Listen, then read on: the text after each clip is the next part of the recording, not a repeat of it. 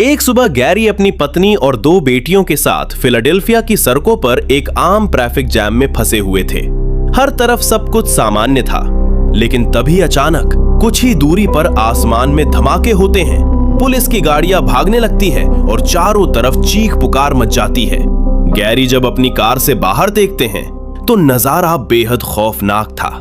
लोग पागलों की तरह एक दूसरे के ऊपर हमला कर रहे थे और बेरहमी से काट रहे थे।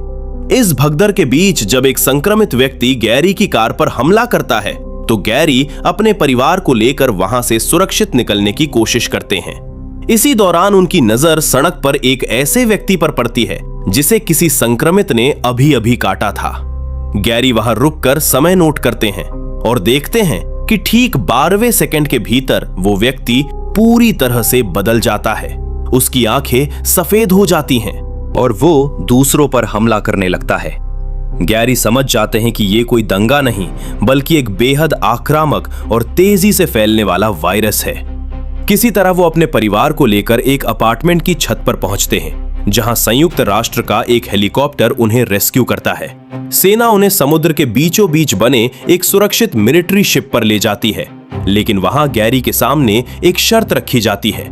अगर उन्हें अपने परिवार को इस सुरक्षित जगह पर रखना है तो उन्हें इस वायरस के सोर्स का पता लगाने के लिए इन्वेस्टिगेशन टीम में शामिल होना होगा। अपने परिवार की सुरक्षा सुनिश्चित करने के बाद गैरी इस मिशन पर निकल जाते हैं।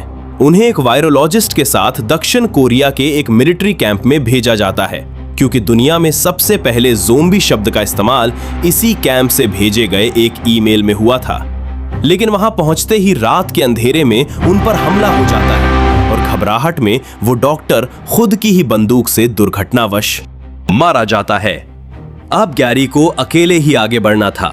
वो वहां मौजूद अमेरिकी सैनिकों से पूछताछ करते हैं, जिससे पता चलता है कि यहां सबसे पहले एक सैनिक अजीब तरह से बीमार हुआ था जिसने डॉक्टर को काटा था। वहीं पर गैरी को एक पुराना CIA एजेंट मिलता है जो उन्हें एक बेहद कठोर और क्रूर कदम बताता है कि उत्तर कोरिया ने इस संक्रमण से बचने के लिए रातों रात अपनी पूरी आबादी के सारे दांत निकलवा दिए ताकि कोई किसी को संक्रमित ना कर सके। इसके अलावा उसी कैंप के एक सैनिक से गैरी को पता चलता है कि संक्रमण के दौरान एक पैर से लाचार और गंभीर रूप से बीमार कैदी को संक्रमितों ने पूरी तरह नजरअंदाज कर दिया था। गैरी इस बात को नोट करते हैं और आगे की जानकारी के लिए इजराइल के यरूशलेम शहर की तरफ बढ़ते हैं। जब गैरी यरूशलेम पहुंचते हैं तो देखते हैं कि पूरी दुनिया में मची तबाही के बीच ये शहर बिल्कुल सुरक्षित था, क्योंकि इसके चारों तरफ कंक्रीट की एक बेहद ऊंची दीवार खड़ी की गई थी। गैरी वहां के मोसाद प्रमुख जुर्गन वॉन ब्रून से मिलते हैं और पूछते हैं कि उन्हें इस खतरे का अंदाजा पहले से कैसे था।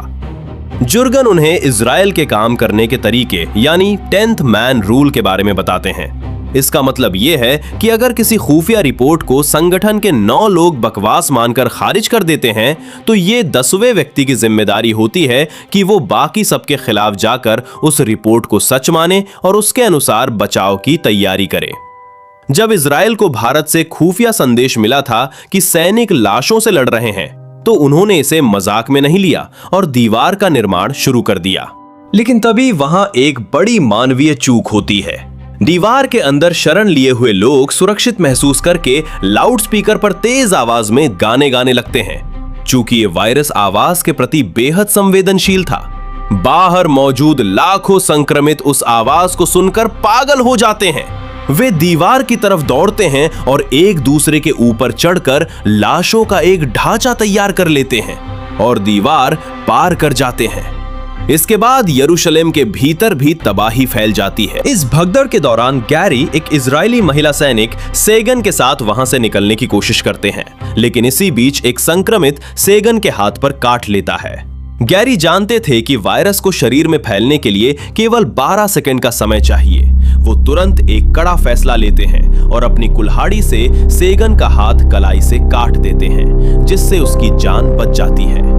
वहां से भागते हुए गैरी 2 बेहद महत्वपूर्ण घटनाओं को करीब से देखते हैं। पहली घटना में एक कैंसर से पीड़ित बूढ़ा व्यक्ति संक्रमितों के रास्ते में खड़ा होता है, लेकिन वे उसे बिना छुए आगे निकल जाते हैं। दूसरी घटना में एक बेहद कमजोर और कुपोषित बच्चा उनके सामने आता है, संक्रमित उसे भी छोड़कर आगे बढ़ जाते हैं। गैरी इन दोनों पैटर्न्स को समझ जाते हैं। इसके बाद वे दोनों किसी तरह एक आखिरी कमर्शियल फ्लाइट में सवार होते हैं, लेकिन विमान के अंदर भी संक्रमण फैल जाता है। खुद को बचाने के लिए गैरी विमान के भीतर एक ग्रेनेड ब्लास्ट करते हैं, जिससे विमान क्रैश हो जाता है। इस भयानक क्रैश में घायल होने के बावजूद गैरी और सेगन जीवित बच जाते हैं। वे पैदल चलकर पास स्थित वर्ल्ड हेल्थ ऑर्गेनाइजेशन WHO की एक सीक्रेट लैब में पहुंचते हैं। वहां गैरी वैज्ञानिकों को अपनी थ्योरी समझाते हैं। गैरी का कहना था कि यह वायरस एक परजीवी की तरह काम करता है, जिसे जीवित रहने और आगे फैलने के लिए केवल एक पूरी तरह से स्वस्थ शरीर की आवश्यकता होती है। यदि कोई व्यक्ति पहले से ही किसी गंभीर या जानलेवा बीमारी से पीड़ित है, तो वायरस उसे अपने योग्य नहीं समझता और संक्रमित नहीं करता। अपनी इस थ्योरी को साबित करने के लिए गैरी को लैब के उस हिस्से में जाना पड़ता है जहां दुनिया के सबसे खतरनाक पैथोजेंस जैसे चेचक और फ्लू रखे थे, और वो रास्ता संक्रमितों से भरा हुआ था।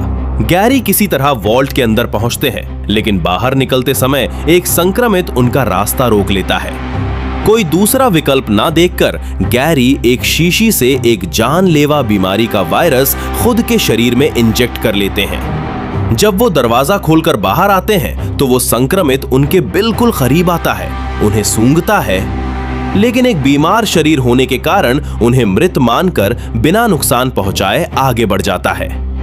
गैरी की थ्योरी पूरी तरह सही साबित होती है और वो सुरक्षित बाहर आ जाते हैं। इस खोज के बाद वैज्ञानिकों ने एक ऐसी वैक्सीन तैयार की जो इंसानों को कुछ समय के लिए कृत्रिम रूप से बीमार कर देती थी, जिससे वे संक्रमितों के सामने एक तरह से अदृश्य हो जाते थे।